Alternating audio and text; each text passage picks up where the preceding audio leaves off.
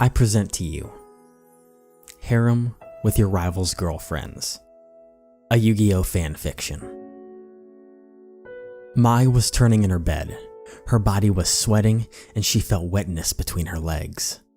"Oh, Kaiba," she moaned and licked her lower lip seductively. Taya digged her nails in her pillow. Narrowing her eyes, she imagined those strong hands on her breasts. Ishizu was surprised. Her Millennium Necklace didn't show her this future of lustful and pleasured dreams. And she knew only one man who was able to change the future. Kasara's body was shivering. Every inch of her was screaming his name. Serenity bit her finger in agony as her hand went down and cuddled her thighs. "Girls, you'll never guess what the hell happened last night," Mai told her friends. They were all sitting at the round table in the yard of their favorite cafe. Mai was wearing her usual purple outfit. Taya had a short skirt and green t-shirt. Ishizu her Egyptian dress. What the fuck is that? Okay. Serenity some shorts and pink sweatshirt. And Kasara jeans and light blue silk shirt. The day was sunny, so they weren't worried about getting cold. Okay. The five of them used to hang out all the time, so this was nothing special. Or they thought so. "What?" Ishizu asked. She wasn't the one who had asked "what" on "do you know what happened" question. But her necklace hasn't worked since yesterday night. "I had the most wet dream of all wet dreams," Mai exclaimed. What the fuck am I reading? Okay, get back into character. "I'm not sure I know what you mean," Serenity said, confused. "You mean you had the sexiest wet dream?" Kasara asked Mai. "Whatever.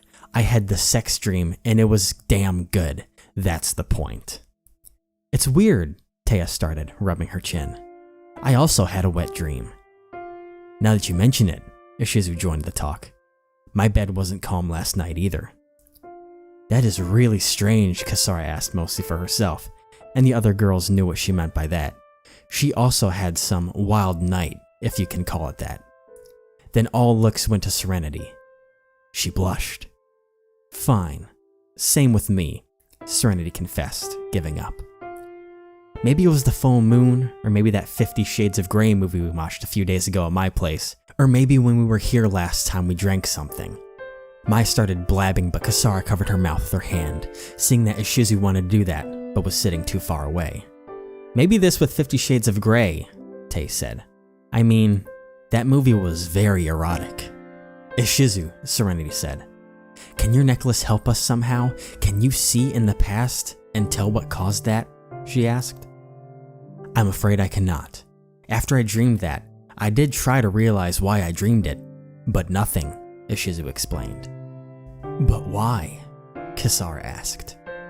"That happened only once before. Only one man I met was able to cloud the future," Ishizu said. "Duke!" Taya shouted. "Huh," Serenity tilted her head. "No, not that. Duke is over there." Taya pointed her finger at the cafe's doors. Their glance very slowly followed her finger above Mai and Kasara's head, through the sunshades, under the tables, to stop on the hot black-haired guy. Duke Devlin was standing there in his all fame and started to walk towards empty table. "Can you speak English, please?" "Hey, Duke," Kasara shouted, and Duke turned his head to look at them. He smiled and walked to them. "What's up, ladies?" Ishizu didn't know should they say what they were talking about or not, but then her eyes went wide, and her Millennium Necklace showed her the future, showed that Duke will tell his friends about this talk. "Nothing special," she said before anyone could say otherwise. "Want to sit with us?" Taya asked. "Sorry, I have a business meeting with Kaiba. He should arrive here any moment now." All the hearts started beating harder. Girls exchanged looks, but all decided to wait for Duke to leave. But Mai couldn't keep her mouth shut. "Shot? Okay. The great Seto Kaiba in a local cafe? You sure?" "Positive," Duke answered. "I gotta go now. See you later, ladies." He waved them and went back to his table. They were silent for a few moments, every one of them trying to figure out about what others were thinking. Finally, Ishizu said, "As I was saying, the only person I know, and who already changed his future, is Seto Kaiba. And he's the guy I had sex dream with, she admitted and looked away. What?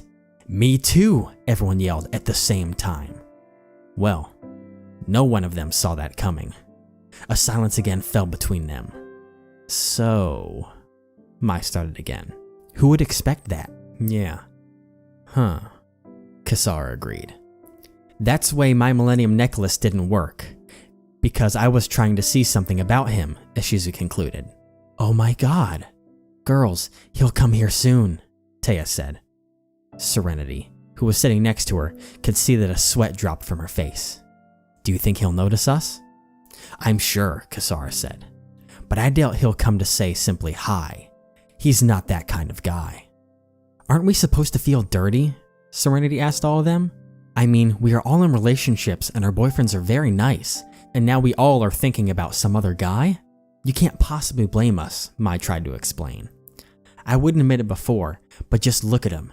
His eyes are so gorgeous, his hair so beautiful, his ass so perfect, his fingers so long, his muscles so seeable through his t-shirt.